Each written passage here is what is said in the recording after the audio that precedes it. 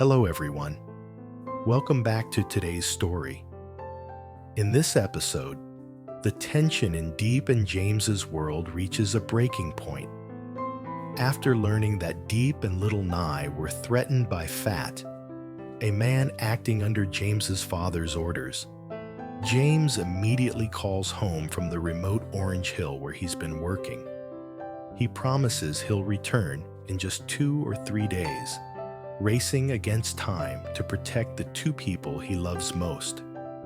But back in the village, Diep is left alone with a child to protect, a secret she can't tell anyone, and a danger she can't see. Stay until the end, because what Diep faces in the next 72 hours will test the very limits of love.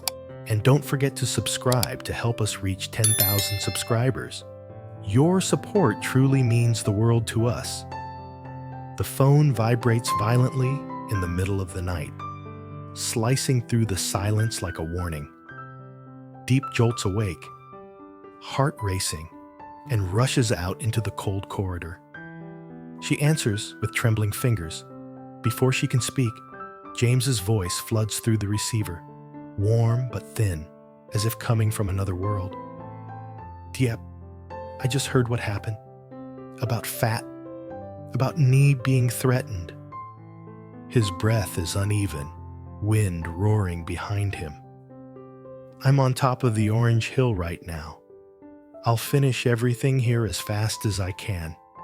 Just give me 2 or 3 days. I'll be home.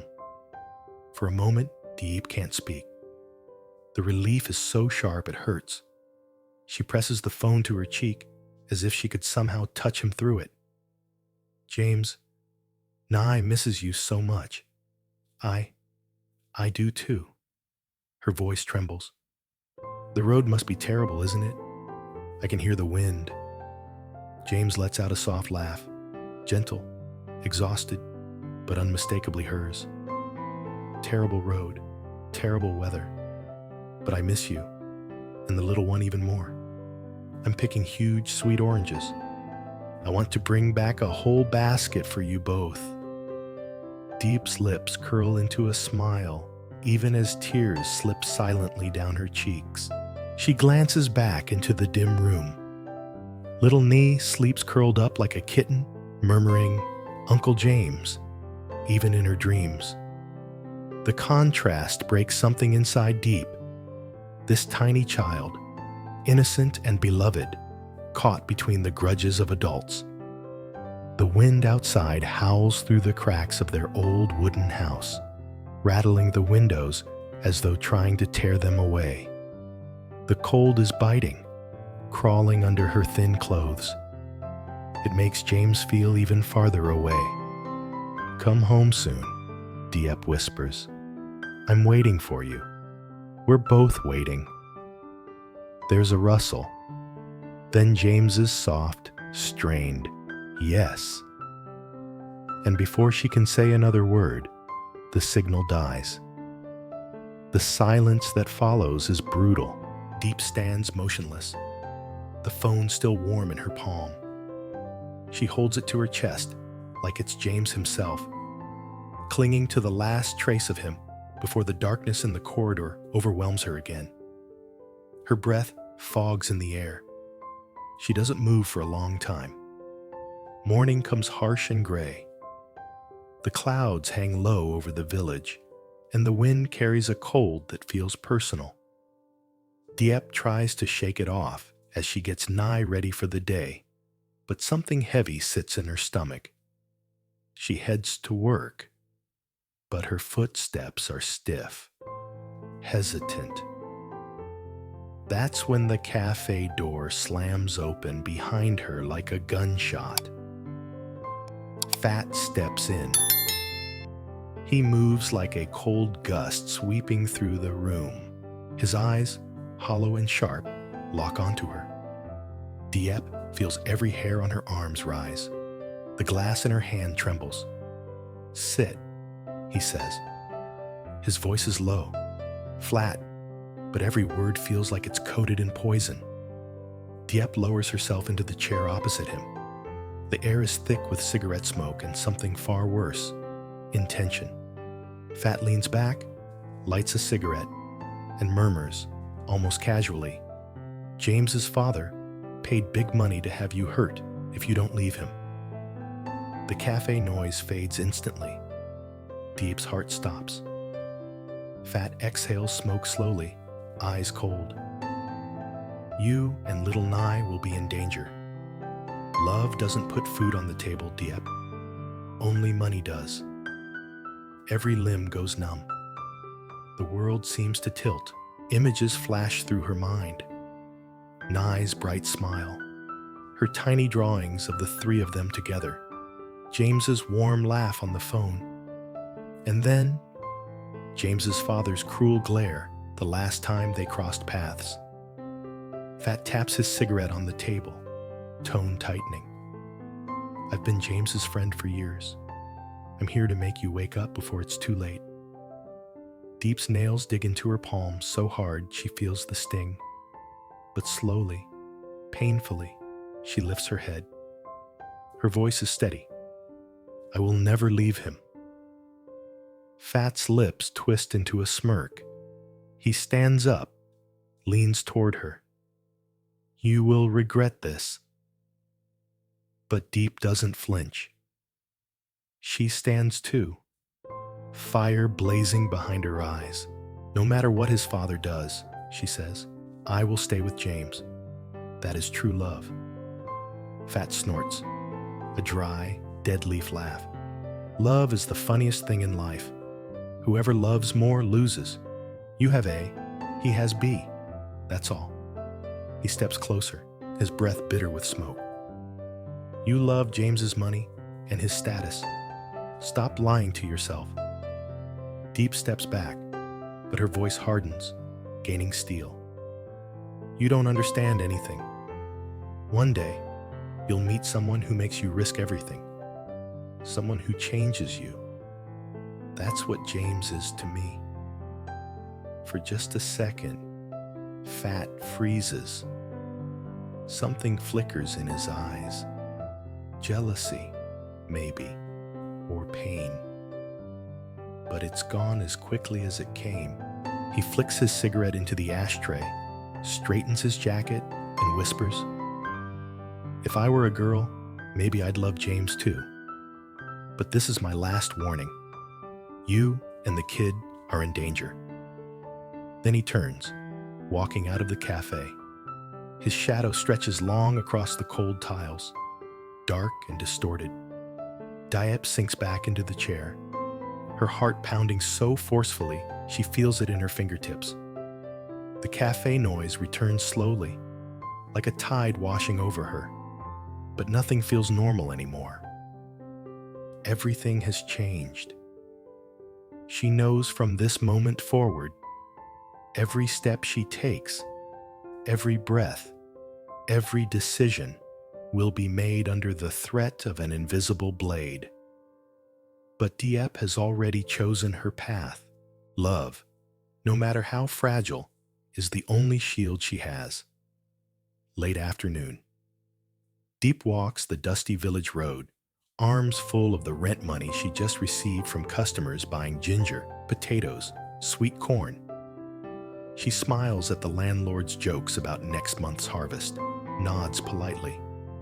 But her eyes are far away. Cold wind slices through her shirt like a knife, carrying Phat's mocking words with it. Love is just an excuse to exploit each other. She keeps walking, clutching the money tighter. Ahead, she sees their little home. Tiny, worn down, but filled with warmth. Inside, Nhi is probably drawing again. Just this morning, she proudly showed Diep a picture of 3 stick figures holding hands: Mommy, Uncle James, and me. Dusk falls fast, the sky glowing a deep red that makes her shadow stretch long on the ground, long and heavy like the burden she now carries. James is still an entire orange hill, and 2 or 3 days away. His father has already placed a price on her head. But Diep straightens her spine, a fierce vow igniting inside her. As long as I still stand, still breathe, no one will ever touch my little girl. Her walk becomes stronger, quicker. Each footstep, a declaration of war against the darkness creeping behind her. Beneath the blazing red sky, one small woman walks unflinchingly toward home, toward the child waiting for her, and toward the love that refuses to die, no matter how vicious the world becomes. Night descends quickly over the village. The last streaks of crimson fade from the sky, swallowed by thick darkness. Diep closes the wooden gate behind her and enters the dimly lit house. Nhi sits on the bamboo mat, humming softly to herself, carefully coloring the drawing she started earlier. When the little girl looks up and sees her mother, her entire face lights up. "Mommy!" Diep forces a smile, crouching to hug her tightly. The warmth of that tiny body anchors her. For a few seconds, she lets herself forget the threat, the fear, the cigarette smoke still clinging to her clothes. Nhi giggles and lifts her picture. "Look, Mommy, Uncle James. He's picking big oranges for me." Diep stares at the drawing. The lines are shaky, the colors uneven, but the love in it is unmistakable. She swallows hard, smoothing Nhi's hair. Yes, he's coming home soon. The words feel like a prayer more than a promise. But deep down, Diep knows the next 2 or 3 days will be the longest of her life. Later that night, after Nhi has fallen asleep, Diep sits alone in the kitchen with a single candle flickering beside her. The entire house is quiet except for the soft breathing of the child in the next room. She takes out the phone again. James's name glows on the screen. She taps an audio recording he once sent, a short message, barely 10 seconds long. "Diep, Nhi, I'm on my way home. Wait for me." She listens to it 3 times, 4, 5. Each time, her chest tightens a little more. Then she hears something outside, a crunch, footsteps, or just the wind. Diep slips off the chair instantly. Her heart speeds up. She moves quietly to the window, lifts the curtain just enough to peek outside. Nothing, just darkness, just wind brushing through the bamboo, just the usual sounds of the countryside at night. But Phat's words echo in her head like a curse. You and the kid will be in danger. Danger doesn't need a shape to be real. It only needs to be believed. Diep closes the curtain. She returns to the kitchen, but she doesn't sit. Her hands tremble. She forces herself to breathe slowly. 2 or 3 days. Just 2 or 3 days until James comes home. She repeats that over and over again until the trembling eases. Early morning fog wraps around the village like a ghostly blanket. Diep wakes before sunrise, washes her face in the icy water, and prepares breakfast for Nhi. But the moment she steps outside to sweep the front yard, her entire body freezes. Scratches. Deep, ugly scratches gouged into the wooden gate. They weren't there yesterday. Her grip tightens on the broom handle. She looks around quickly. No one is outside. No voices, no footsteps, just fog. Thick, suffocating. She leans closer to inspect the marks. Long, deliberate. As if someone wanted her to see them. Her breath trembles. For a second, she feels faint. But she forces herself upright. She must not let fear swallow her. Not now. When Nhi comes running out of the house carrying her school clothes, Diep quickly stands in front of the gate, blocking the girl's view. "Mommy, what's wrong?" "Nothing, sweetheart." Diep grabs her hand. "Let's get ready for school." She walks faster than usual, holding Nhi's little fingers tightly, too tightly. But the girl doesn't complain. She just skips along, humming, trusting her mother completely. Diep glances at her every few steps, reminding herself of her vow. As long as I still stand, no one will touch her. The day drags on.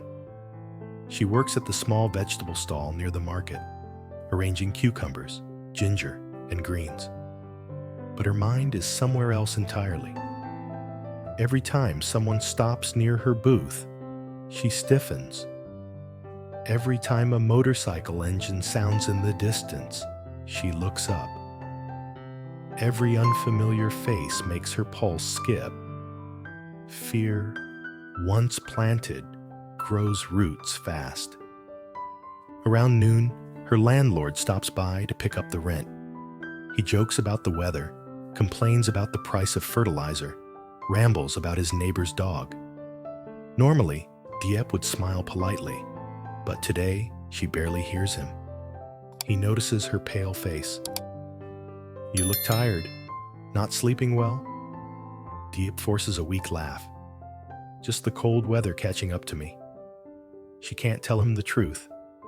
She can't tell anyone, because this threat comes from a man with money, power, and influence, James's father. And someone who has money to hire someone like Phat doesn't need to leave evidence, doesn't need to be noisy. They just need to wait. Wait for the right moment. Diep shivers. She tries to distract herself by arranging vegetables, but her hands shake too much.